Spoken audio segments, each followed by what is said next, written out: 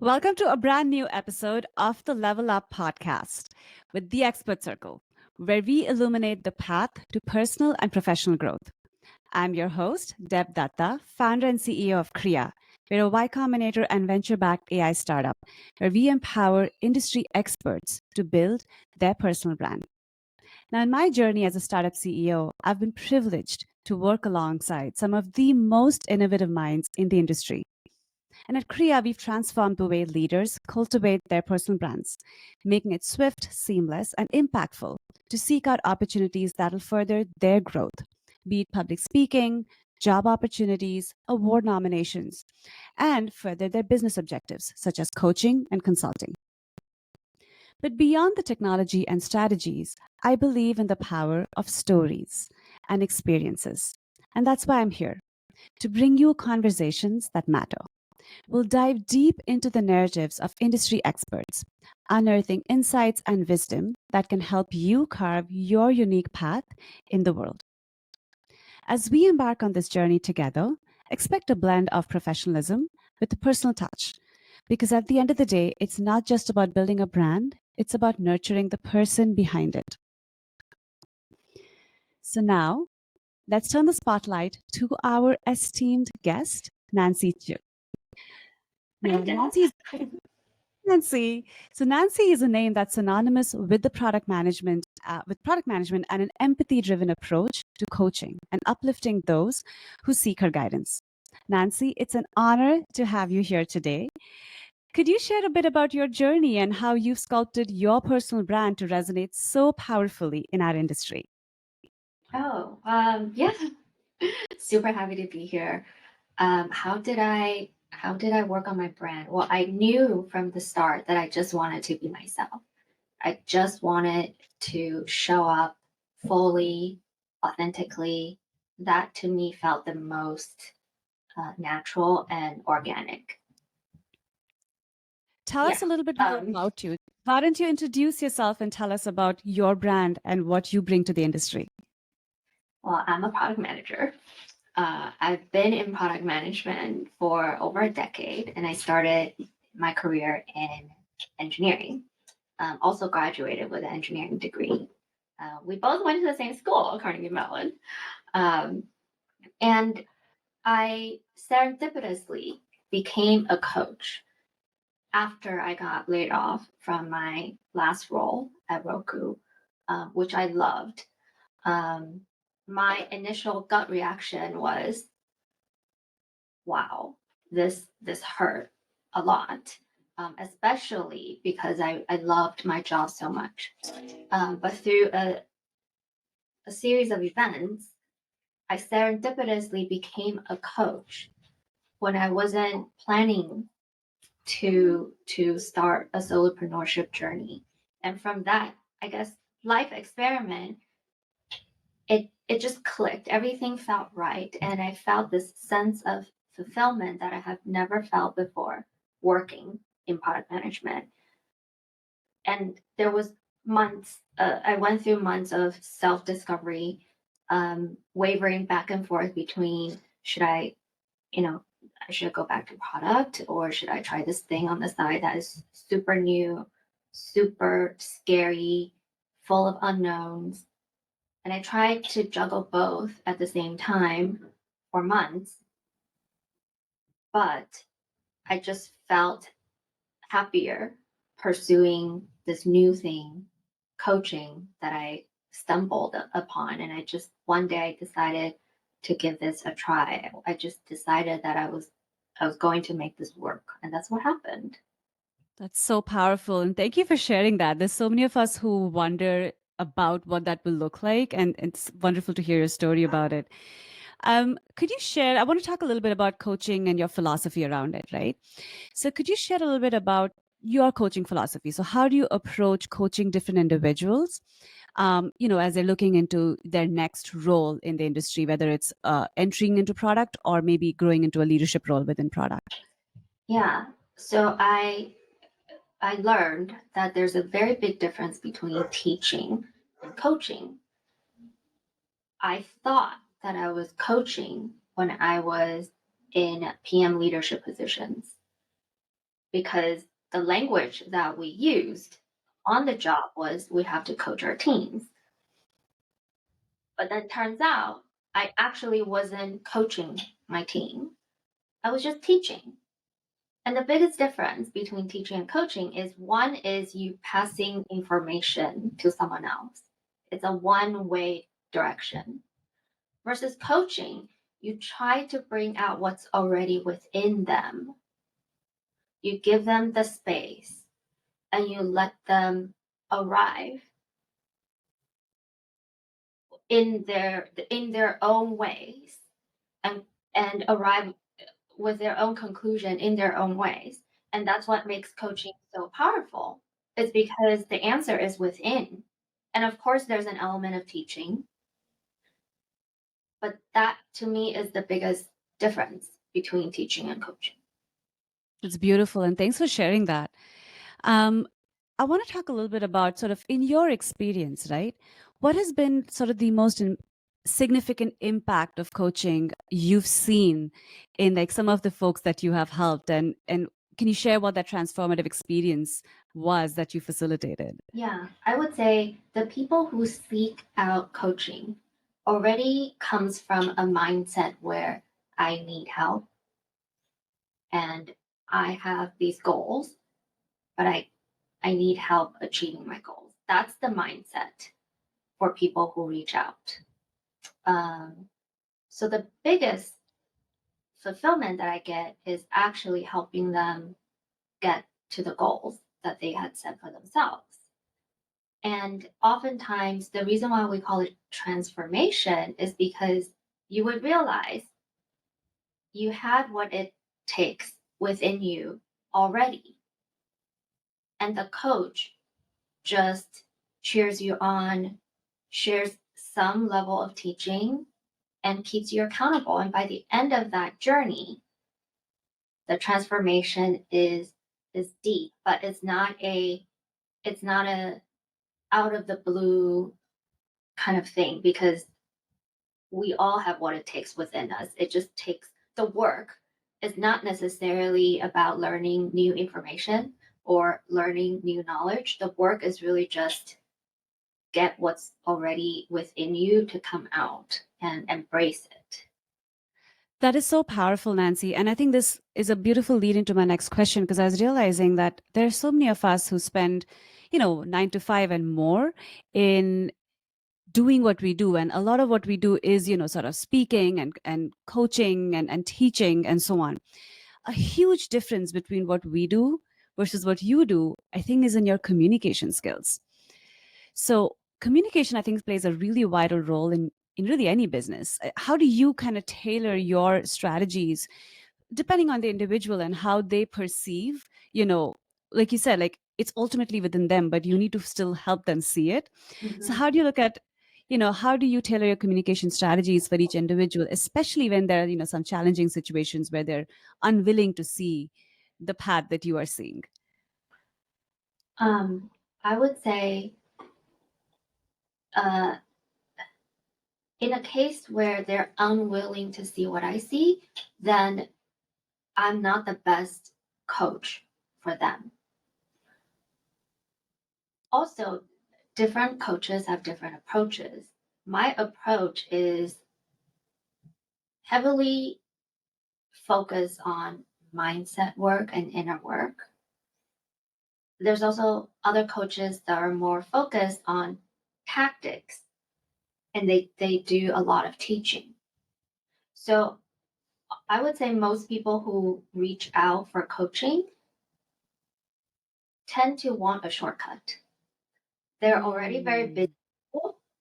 They likely have tried to do things on their own and it took them a long time and they just want to get to their destination sooner. They want a shortcut. And so oftentimes I would meet people who would say, just show me what to do and I would do it. But to me, yes, I could show you what to do. I could write you a script that you follow, that you say to your manager to get you promoted. Or I could write your script, or I could write your formula to follow in your next job interview to get a director title. I could do all of these things for you, which is on a very tactical level. But what is below the surface is your mindset, is your confidence, is how you show up. And so if you just use the same words as me and you don't fully embody the version of you that is aligned with what you ultimately want, the words will not come across authentic. And so it's not going to work. That's so effective. So I think what you're trying to say and what I'm taking away is communication is really a mechanism of helping them. Your style in what you're trying to communicate to them is this is within you. So there's a lot of inner work that you encourage them to do, and like a lot of mindset Yes. preparation that you are encouraging them to work on, because it's and I think it's really effective. And I use the word communication because communication is a way of inspiring, right? It's a way of inspiring, it's a way of convincing, it's a way of letting the other person see what you're trying to tell them. So I'm really glad you shared that. Awesome. So I want to switch gears a little bit. I want to talk about AI. And what do you see as, AI playing a role in the coaching or consulting industry? I mean, I know that you do both coaching as well as you're actively also helping startups with like some consulting opportunities and so on. So how do you see AI impacting, your space? And are there any tools or methods that you are looking at currently into your practice? I would say AI solves probably all the problems that information can solve for you. As in, it could cull down a lot of data for you, right? And it could come up with content based on the training data that it has. That to me is information. So AI could do what information could do for you. But what AI cannot do is connecting with people, um, establishing a relationship with people, or solving problems associated with loneliness. All of these things cannot be replicated by AI. So, what it means to, let's say, for coaches or for consultants is it could help me do things in a more efficient way. For example, right now I'm also a content creator. I create a lot of content and I spend a lot of time creating content. I've been trying to train custom GPT to write like me by giving it my own data, but it's not there yet. The output that it gives me is in GPT's style. It's not my style. So what I'm doing is, okay, you give me an output. I'm going to rewrite it. I'm going to show you how I write. I want you to compare the difference between the two, and I want you to get to know me better so that you could write just like me. Basically, I want a digital twin to write content for me in my own voice. The technology is not there yet. So that's what AI could do for me and for our industry. But the relationship piece that we have to do on our own. I think that's just a fantastic reality check for a lot of folks who are looking for a shortcut with a lot of different things. And AI has the promise to do a lot, but I think we need to realize, how do you balance between technology and human interaction, right? The gift of what a human brings is intuition and warmth and connection, right? So with the rise of AI and just like all of these, like, all of these surrounding technologies that are helping bring more AI into our day-to-day lives, how are you seeing people, or what is your recommendation for folks to balance the need for human interaction and empathy, while still using AI as part of their process, or So not there using AI? Yeah, sorry, go ahead. well, there's efficiency gains that AI could definitely help us get, which frees us time to build relationships. So let's say if I don't have to spend all the time creating content, and by creating content, it's I do live streams like these, I do podcasts, and I try to repurpose the videos, and I write a post to go with the videos. So what AI could do theoretically, it's just not very good at it yet, is I give you my video transcript and then you write a post to go with this video. Mhm. If it could write just like me, then it would save me a lot of time, but it's not there yet. But imagine that it could do this really well. Then let's say instead of spending 10 hours on this, I only need to spend 1 hour. That means I have 9 hours left to either spend time with myself or spend time with people that I care about. It's So beautiful. it frees me up to do things that AI cannot do ever. It's beautiful. And only you can do, really. And only Nobody I can else do. can. Yeah, Right. So absolutely. no one else can, I don't know, like mother my daughter. Totally. And I mean, as a solopreneur, you have like literally every responsibility is your responsibility. As an entrepreneur, I can completely resonate. So I think any time gained is, even if it's to, just like go for a walk, it's, you need these breaks and just ability to sort of, come in touch with yourself, right? Mhm. Beautiful. Wonderful, Nancy. It's always been a pleasure, learning from you and like your journey. And you have really surpassed some amazing milestones in your journey. And, you've shared them with me in other conversations. So I think my ask from you is, what would you advise for folks who are aspiring coaches Mhm. and or consultants with an objective of making revenue, right?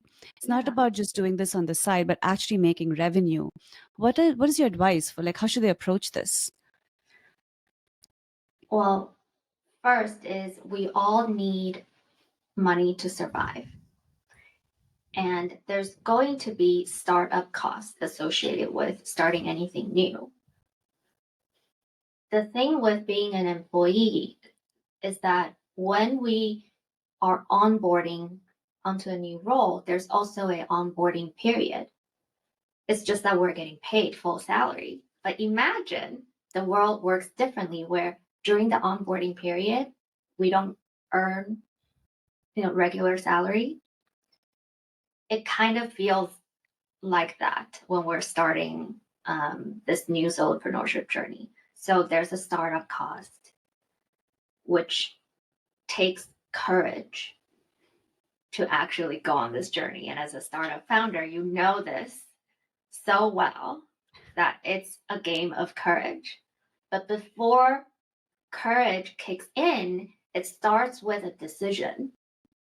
And that decision has to be more firm than anything else you have ever done before, ever. Then you can work up your courage to pursue the unknown versus what we are conditioned to do, which is follow the path of traditional career growth and career development. And the reason why there's this level of discomfort is because there is no playbook per se, as how to monetize ourselves. That's still a very unknown thing. And so one is I need to make sure that I can actually feed myself and my family. So I need to have the minimum in terms of financial stability. But if I have more than a minimum, then I could take some risks. So it starts from there. It starts from that place, and then everything else is having the courage to go down this path where people probably don't believe that you will succeed. And it's amazing to hear your journey, Nancy. It's just been milestone over milestone over milestone, and you don't stop. Like, I've seen you literally don't stop. I mean, I have seen responses from you, suggestions from you, all the way on a Saturday night to early morning on a Monday, and I know that you're supporting your family, you're raising a child, you have all the responsibilities that a mother, a wife, a woman, a friend has, and yet you are, it's not just, the word is not even hustle, it's dedication, and it's just forward movement constantly. So I think this is why I wanted you to spend a little bit more time even talking about what's next for you.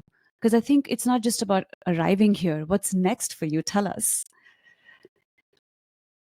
What's next for me is not having to work full time. So I got to where I am today by trading time for revenue. But I believe, I don't know how yet, but I believe that one day I don't have to trade time for money anymore. And that's my vision for myself. I love that you said I don't stop. Well, it's because I'm just very naturally impatient. That's just my personality. It's good and bad. As a PM, even as an employee, I'm just very impatient all the time. I just want things done. It could be a strength or a weakness. And so basically, I'm just being myself, and I am PMing myself, even though it doesn't, to me, it doesn't feel like dedication. It just feels like I'm just doing what I do. I'm just being myself. And when I send you, feature requests or support tickets, the reason why I do that is so that I could get it out of my mind instead of just waiting until tomorrow or waiting until Monday, because that would drive me crazy. I love it. I'm the same way. And sometimes, when you're going from, like, when I started out, I was running Kriya, and I started out I was me alone, right? Yes. And it went on to then building the team. And I realized how I have to separate myself and my urges from the team, because it sets a precedent. And I think only a founder can understand that. Like, Mhm. only founders have this urgency, this I need to get to this now. Like, I wish I could solve it so I could move on to the next step. It's very different when you're an employee at a company, no matter how dedicated you are. It's not like I was not a dedicated employee, but there's just a different kind of mindset. Mhm. And only a founder, only a someone who's taking something from 0 to 1 gets it. So I totally hear you. Yeah. Also, I had a realization not that long ago. I typically plan something to do for the holidays, and I typically look forward to the holidays. But this year, I didn't plan anything. And then I realized I typically plan as a way to have something to look forward to get away from work. And right before Thanksgiving, my husband said, "Okay, so what are we doing for the holidays?" And I was like, "Oh, wait, I didn't plan anything." And that I realized it's because I no longer have this urge to get away from work, Yeah. because I don't want to get away from it. Yeah. And that is a complete shift. Yeah. And I think we've had this conversation in the past where, people have asked folks about work-life balance. And I still think work-life balance is a really important topic um, to speak to. But oftentimes when work doesn't feel like work, there is not much to balance. You still have to That's right. balance your well-being and time with your family, but it doesn't feel like work-life balance is a chore. It just comes naturally then. That's exactly it. And when that just means that we're operating in our zone of genius. Absolutely. When we're in our zone of genius, the word work is no longer how we think work should be. Completely agree. Wonderful, Nancy. So before I let you go, I have to ask you one thing. One piece of advice For someone that is like literally the Nancy that was 10 years ago watching this episode, what is your one piece of advice for her? Oh my gosh. 10 years ago, I was in my 30s. Hold on. This is a great question. I need a minute to think. What was I doing? Oh, I just became a PM in my early 30s. And I I I was so new back then.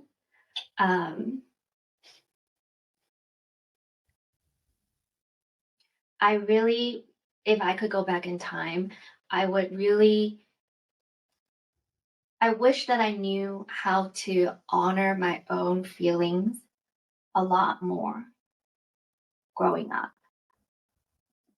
But I was raised in an environment where you don't really honor feelings because, like, what do you mean honoring feelings? You go by what people know. You go by logic. You go by math and science.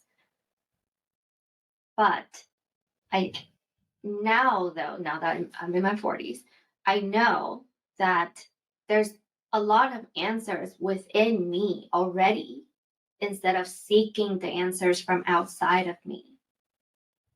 And that to me is the biggest difference between then and now. That is so empowering and so valuable. I mean, I'm also thinking about, as I was asking the question, I was thinking about myself and what would I say? Thank you for sharing that, Nancy, and thank you for your time today. Folks, this brings us to the end of this enriching conversation on the Level Up podcast with our expert. I want to extend a heartfelt thank you to our incredible guest, Nancy, for sharing your invaluable insights and experience with us. Your journey and wisdom have not only enlightened us, but also inspired so many more to think differently about their objectives and goals and the impact they have. So, to our listeners, thank you for tuning in and being a part of this journey. Remember, what you do and the brand you represent is a reflection of who you are and the value you bring into this world. It's your story, it's your legacy. So, keep nurturing with the insights and lessons you gathered from today's episode. Don't forget to follow us on LinkedIn, Instagram, and other social channels to stay updated with our upcoming episodes. And if you'd like to join the experts and showcase your brand to attract opportunities in areas that are of value to you, such as consulting, advising to startups, coaching, don't forget to apply on Crea.go. Until next time, keep cultivating your brand, keep growing, and most importantly, keep inspiring. I'm Deb, and this has been Level Up with the Expert Circle. Goodbye. And thank you, Nancy, for joining us today. Thanks, Deb.